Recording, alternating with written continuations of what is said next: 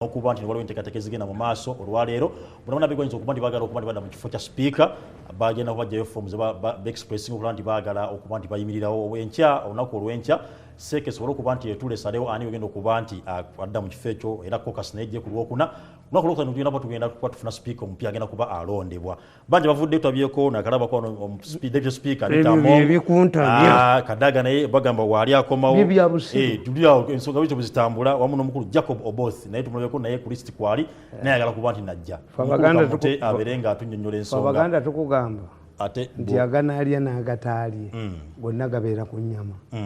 When you have a butcher, do you think that everybody has come to buy beef? Some are onlookers. Sikutegedde. Yes. Bano bagula bamawulire ne babawa ssente. Some stink more than a Malwa toilet. Baani abagula bamawulire? Bagula. Bagula ne babawa ssente buno obwavu. But you see the problem you have. Mu Uganda muyina ekintu kimu. Amini yakyogeranga nnyo. Imperialism. Imperialism means that somebody controls your brains. Natandika okuvuga nti mugezi. Omuntu akwata obwongo bwo. Nakulaga nti mugezi. Nina akatabo k'empandiise kuba kano ko ka Afulumye. Kano ko kamaze The Lion of The Lion and Masai Warrior. Yes. Naye empandiise akatabo. Nti kaani kayine Rugaba bikambu kayine Rugaba. Wiru kayine Rugaba bi kayine Rugaba. Will Kaine Rugaba? Yes. Be Kaine Rugaba? Yes. Because Kaine Rugaba is intended aliwolere eggwanga. Kakati over the two, ani alina okusurvivinga earlier. Ani alina okusurvivinga is Kaine Rugaba. Kaine Rugaba alina okusurvivinga. But Museveni has allowed Kaine Rugaba to be destroyed in his government. Kana nasobola okumuwolera. Atalimuwo. Kakati gwatalina balongooza ala Kigongo. Tekisoboka. Kigongo kitegeeza the person who came before the balongo. Kigongo, one with a large okuweeka abaana babiri. Kakati if you don't have twins you cannot have a Kigongo. Tekisoboka. If Kaine Rugaba is destroyed before Museveni, then Museveni will not have Kaine Rugaba. Kituufu. This is a book I've written.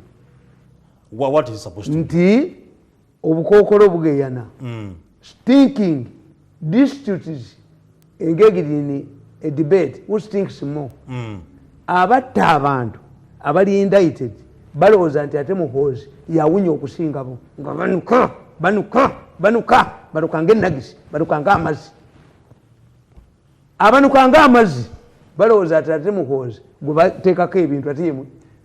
Mzee ngotandikidde ku. Yes, anti mbabuulira nti tukiyita imperialism. Imperialism means nti oli akwata obwongo bwo. Kakati how many Baganda have died? Bangi. Yes, Kaira died. Bangi abafudde. Kirumira died. This police officer Kawesi died. Why is it very important for the Acholis to question? Are they not dieable? Are they that an Acholi does not die? When an Acholi dies, we must investigate. The country is put on Kubunkenke because an Acholi has died. I'm not tribal. You what? Nagende Kenya ne president. Mubiri musanvu. Nagende okulaba nga bamuhalasinga. Teyagenda na minister yenna. I appointed myself Minister of Foreign Affairs. And I addressed an international conference. Press conference. Namuleka mu mugondi n'engenda n'eddaluulya. Nempita international press conference. Nembagamba, you people, you Kenyans, you are saying that we have soldiers here. Why? But they speak bad Swahili. The journalist told me. Why we suspect that Museveni deployed the soldiers in Kenya to sustain Kibaki's government is because their Kiswahili is different from ours. I told them the official language of the army in Uganda is Swahili. So the question of speaking bad or good Swahili does not arise. Okay. You would say we are hearing the language that are limited to Uganda. Tuwulira Olunyankole Uganda. We are hearing people speaking languages that don't relate to our tribes. You tell me. The guy, yes. Why you were suspecting the Ugandan army? Your army is brutal. I said, are you not capable of killing yourselves? You Kenyans are not capable of killing. How many times have you killed yourselves? When the president came back and batula cabinet, how did this man come about? Yabagamba leave that mad man alone. Why we are not there? Watch me tomorrow day. They even appointed the spokesperson for Kenya. But I had done Chiraka for them. Yes. Kakati bano babuuza. Is it the abacholi tebalina malaalo? Ewaabwe tebafa. Mu family ya Olanya yasoose okufaamu. Naye era n'abantu bangi bazze bafa nga question zibeerawo. Exactly. So the issue is not that Elangi has died or Nacholi has died. The issue is that the government lacks credibility. Yeah, kyekituufu. The Baganda have a saying, ayina mujjawe teyeefiira. A woman with a co-wife cannot die from a natural causes. Yabamuse. When Kaira died, how did Museveni manage to control the situation? He had the trust. Museveni said, we don't believe in political assassinations. Yes. Even when we went in the bush, people were telling us to assassinate Mwanga, we refused. Museveni said, it's me. Even if we disagreed with Kaira in the bush, but I appointed him a minister. And Museveni found Kaira a member of Okero's military commission, because the intention of that transitional government, when that government was intended to isolate Museveni as a womonga. Lwaki yakiyitako? Had the credibility. The government had the credibility. Kati wakyali yeefiira. Buli afa. Government lacks credibility. I said, with these stupid newspapers, they were ringing me. Everybody was ringing me. Ngambaddamu obscenities. Genda olye ebyannyo. Genda olye bino. Why? I knew they would distort what I said. Yeah.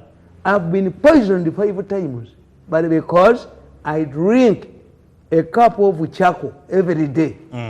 Obutwatu bunkolako. Era nempeke. Muganda ageze yankolera nzeera biddeyo. Professor Sali. Immediately meal, nsooka kubira mpeke ezo meka. 2. Nendya miiru nenzimira. Once my legs are paralyzed, tewali afuluma mu bbaala. Tewali afuluma mu hotel, bonna mbatta. Anti obutwa buli busooka kuparalyze. Busooka bigere no wansi. Omutima gutambulira ku bigere. You ask somebody was undergone a heart surgery. Basala one. Omutima guliwo. Gutambulira no wansi. Yes. Okay. Kakati the moment kasita ebigere byange bisannyalala. Nga bonna teri afuluma. Teri afuluma mu hotel. Bonna mbatta. Era nze bwe mba nnyo omwenge gwange ntuula ku eno ewasemba. Mu entrance. Teri afulumamu. Bw'ofuna obuzibu nga oggalawo. Kakati look, now, because they were asking me, nentegeera. Museveni does not learn from experiences. Why? You cannot tell a rich man that you don't know how to use your money. Nobody can advise Museveni on how he handles issues. Why? He knows he's an experienced man. Anti kenkubulira tewali ekyo taaga nze ng'ompuuda advisor. If Butcherman and these people Kusasira can be advisors, I will not take my children to school. My children will ask me, why did you go to school? If you can be in the same category. It's a political tag. I was sent to post offices. Just Karimu. Okay. Me, you me, I cannot be an advisor. No, I'm vibrant. Let's come to the issue. Look what it is. MP's question. Not only MPs, even the family. Family, does it mean that he has not been talking to them? When did they last see him? Because they are talking as if Olanya was in prison. If Olanya had access to members of his family, why are they telling us now? Muganda will say, we kill the widow. If a stupid widow tells Baganda relatives, Ekyatta omwami nakimanya. I knew what killed your relative. We kill you. The widow is stupid. We spear you to death. But why to Gami? Yes. Why did you tell us?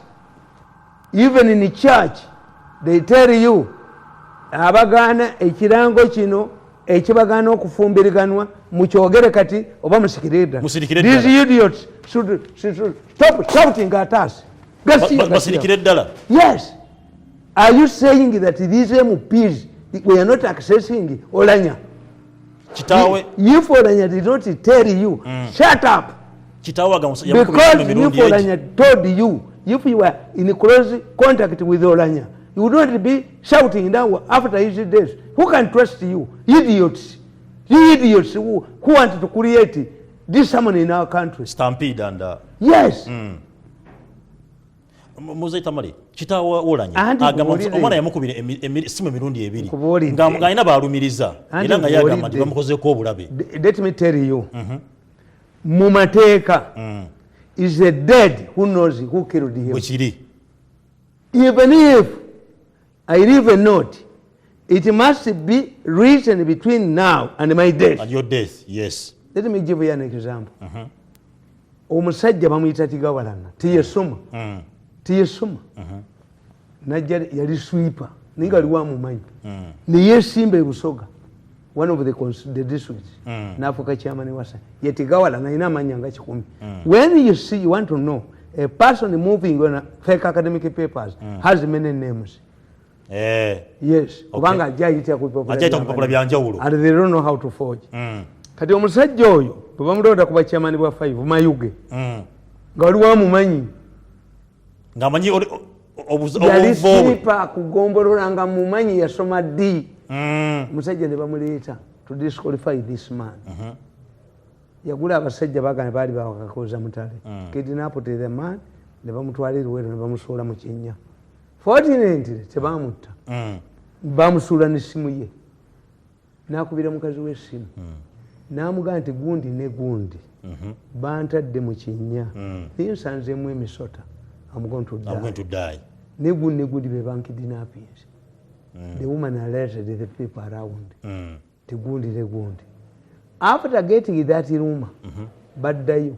Omusajja abaswagulinga okuva mu kinyeero weero ne bamutta. The case. Bana bamusuddeyo. Yes. Okay. Baba omulamuzi kyekolo naye bali bakwata. You judges abalamuzi abo bajja bakwata. They will be arrested. One day the hunters will be hunted. You will be subjected to your stupidity. Omulamuzi wa Uganda yawa omusajja ali ku mada beiru. Yiki bakikola nnyo. Yes. Naye what is surprising, bw'aba agenda okusoma judgment, Tigawalana yali kyankwansi. Aliko a meeting for chairpersons. Ne bamukubira essimu. A judge sentenced a person to death in absence. In absence. You have destroyed the judiciary. A judge in Uganda sentenced a man. Nenga Katusi, bwe yali agenda okusentensinga Cheye, yamugamba nti yamuwa akatabo ke akagundi Uganda Confidential. Mwewandikira Katusi nti ali kulabu. Namuga you go, I will sentence you. Mujja kulaba ku mulamuzi agudde eddalu. Muliraba ku mulamuzi ye yambulira mu kooti. I have no respect for them. Okay. And fortunately for me, I don't commit offenses. You drag me there. Mbalakeko ku mulamuzi agudde eddalu ali akasasiro. Baba mulumbe ate tebajja kuziika tebajja kumbaga z'abaana baabwe. Mujikubamu ekicupa ne mujikuba n'adduka n'omugole ne mumukwata ne bamurepinga n'addayo ku senses ze. A judge is not a medical doctor. Kakati nkugamba nti if these people, if they were even today, we cannot believe what his father says. Yes. Because his father knew, if his father had prior information, they will determine where he goes. But for Myamulaka, he came up to God. Katonda mugagga.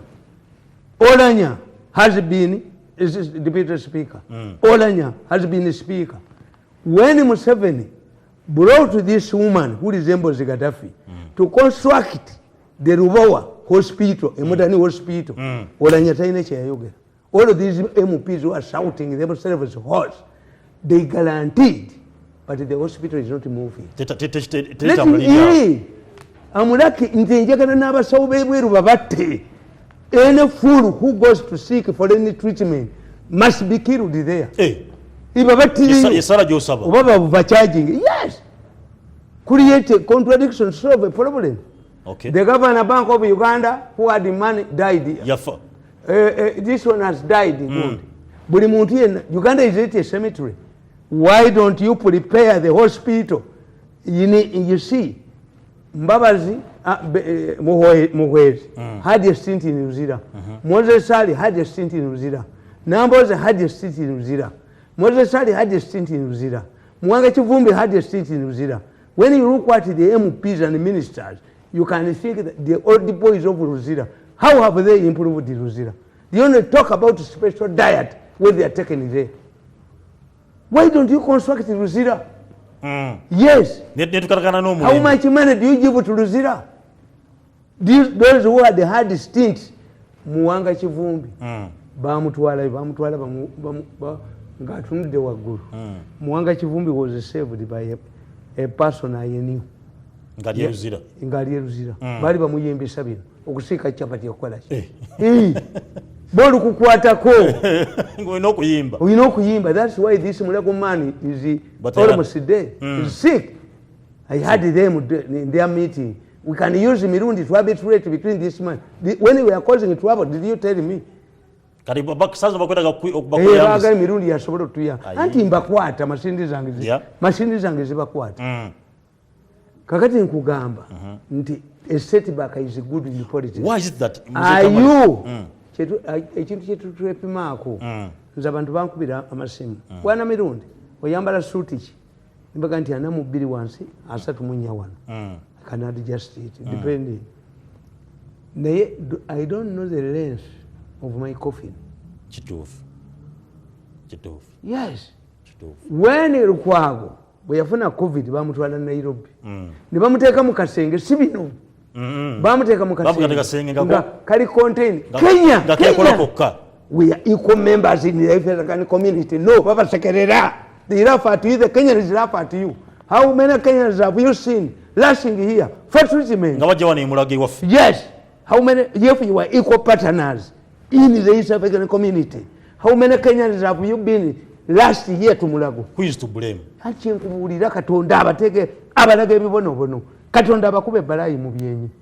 To tell you, why don't you construct your hospital? A person, I have a son who works in the United States. Mirundi is a doctor. We have contributed a concern. A number of medical doctors Basatu. Oh, that is good. I have 2 lawyers. That is good. No, Nakula Mateka mu parliament. He's a younger wound. Era Nanyika Nyonga Katusambogole. Man with master's degree. From the formidable Mirundi family. Ngomubogole Yakun. Ali ku mulimu mutwala mu court ebisangibwa ku mirimu byonna obigumira. Settled that my son in Nyiga. Okay. I was watching him on television. Did he put himself there? Mumu amusala wagende nayimirira yogere n'amashouting omudanga mu okubiri mumudanga mu mbogole akoma wewa kana nali mugambi akomewo mzee mwana muleka akole. For us we come from a Mirundi formidable family. Ono omulenzi lwabwe oganerezemu emyaka 9 simukubere muwaniko obugulu anti they can't tuyogebwa abantu bayiza kubeera nga ggwe buti basobola kuba nga ggwe kitubere nti gyoli buti basobola kibeera nze Tamale nekyo kinyala okubuuza ti Museveni kamaze okwidentifyinga eddwaliro eryo yakwata abaana 30 n'abatwala ebuyindi basome nga buli mwana semester agisasula emitwalo egyo egya dola. Omukozi yali mu State House yazirya yatwala basatu era Museveni ne bamugana okulaba abaana abo. Abaana bajja ne baŋŋamba nti gwe oli naffe tuli badokita ng'abaana bo nti ye naye katwabyerabira balina tuzzayo ku refresher course kuba balina okutwala abantu eyindiya babattireyo. Museveni n'aleeta abacuba wano abaana abava mu university abasomye medicine tebalina speciality. When you go abroad tebakukkiriza wano. Museveni n'aleeta akasajja kaliko kava kulira abasawo. Tumwebaze could not accept the doctors here, the Cuban doctors, because they could not extract, but it's harvesting. Is it a garden? Can you use harvesting? Killing a person and taking away his organs and you say harvesting.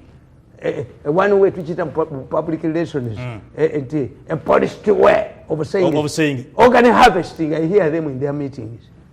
What are you harvesting?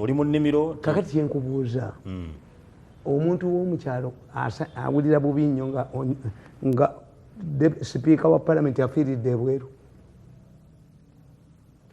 Kyenkubuuza awulira bubi bafiireyo balyoke bakole wano. Bwe banamala okufiirayo bajja kukola wano. Omukyalo talina busobozi bugenda bweru. Ye kyenkubuulira ewaffe ku kyalo ewaffe eriyo omusajja yagaana okuweerera abaana be babeere baavu. Baali bagenda kuziika nga yina esaati emu, tewalaba ku saati ya nylon. Esaati ya nylon bagikolanga mu gundi mu oil. Is one of the production of oil. Abazungu baali bakoze esaati ya nylon nga bwegikwata ku ttale oba ofiirawo ekwata omuliro.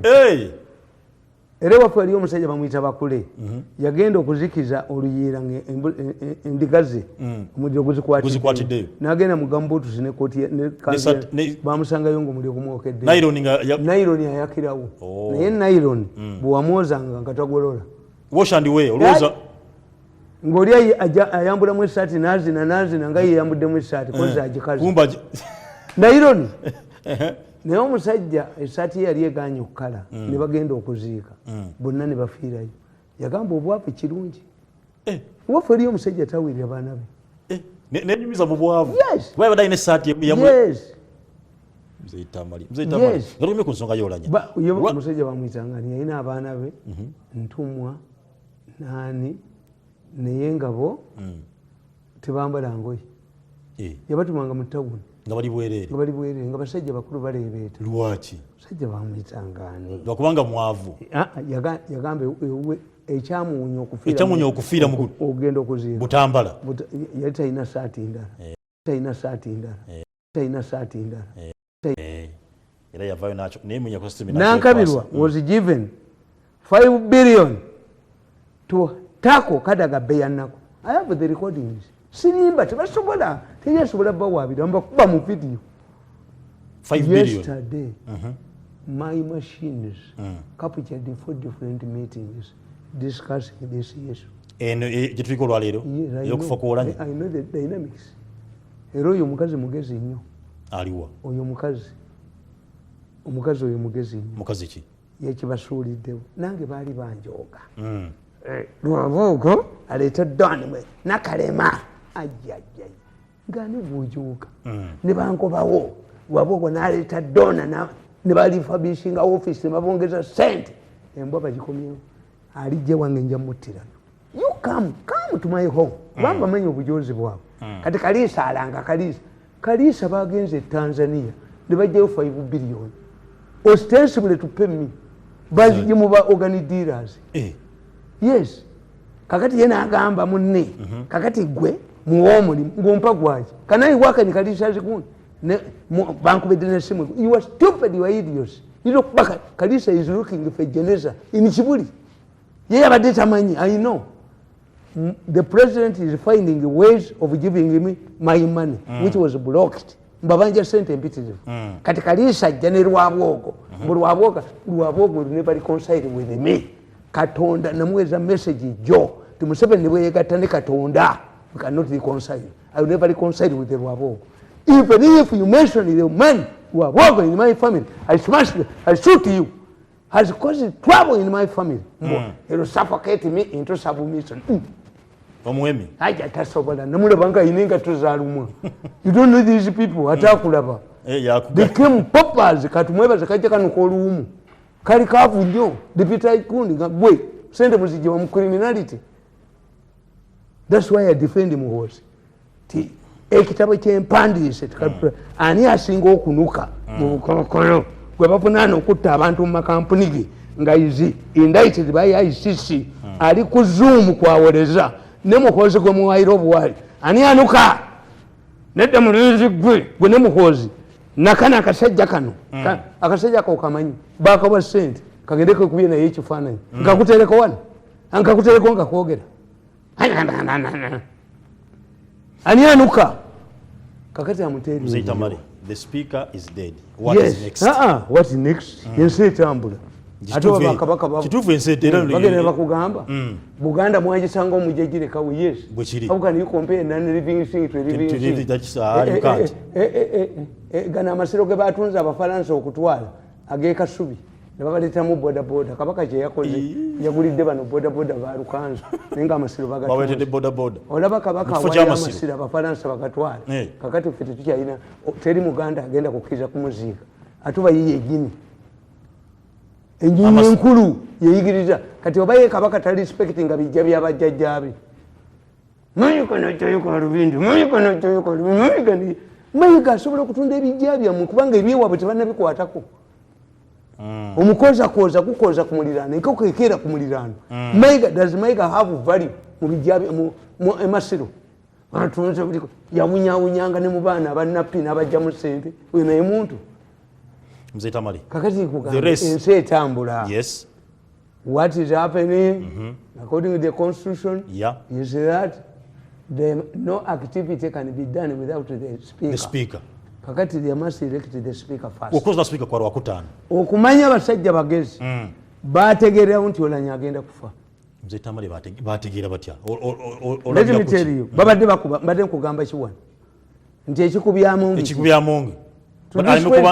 baberenga bamutale mekubata bakone waimi biniu bebamweretera I want to work with the northerners no nyinisi okubera omuko obulamu bwe bwonna mukube mutepo I want to work in northerners Baganda can only be used for business the easterners are idiots mukukubire ku vitia duke buchalumba yalumba mwatalumbika muganda wange buchojoga kuluno wajo atono azita bakutirawo ba ne bufaketole bone babwocha bakwetegekera ejogo ero kubanika lubindizo bakukubenga nakuwaga akyaliwo Mzee Tamale ezo yajoze nya abantu yasude government yasezalawo bwegala kyokkuba Anita Among waliwo omusangero kati guli mu kooti omu yavuddeyo ng'agamba nti Anita Among yamutulugunya bamutumya ku orders ze era Among yetagibwa mu kooti let me tell you bamwagala nabagamba nti enupu yaabwe ya government nembaga nti what exposes these people gundi mbidde nono leader of opposition bayimira mu constituency emu NRM teyasimbawo omuntu omukazi Hajati owa Boulevard nalowooza nti innocent ti NRM bwe nagulira omwana we Gomes nabugamba jangu yadira mpuga bamuwaki Museveni yamuwaki ate waliwo ono muvuka we waffe yayitamu ona mpozi Museveni yamuwaki ne ku commission taliiko it is a crime fane NRM to win in Buganda by whose making singa ya planning ekibalo kyenna kiganyi ninja kulaba nakusabira ewaffe nkulabeko ngokanga baduka bangalinga embuzi ennume nga bakusibye emigo abe waffe tebantenguwa yalumba batalumbika I will never talk to this man you cannot suffocate my family for 8 years tukera mukolimira bebyoto mu musozi ndi munaba konga kikonga baduka nikalubindize bwani kukabangali ngejogo limuweddemu anti otujozerwako wawasa muwala wa president nanadako nayo namuwasa tajja kubira mukoli nubera mukoli you become a police yes abaganda baganda nti obukyala bumbeji tuli mulaba konga gikonga badde ku woti bamusibye empingu nga kitatane ku magulu ngejogo lyonna lyajoze enseno limuweddemu yakozinga trouble one yateeka government muyasezaalawo yes kakati nkugamba tukamutome ku Anita tubali ku Anita yes anti bamukuba kati Anita mugezi babadde bajakala bagantisirikale mu kivu nonde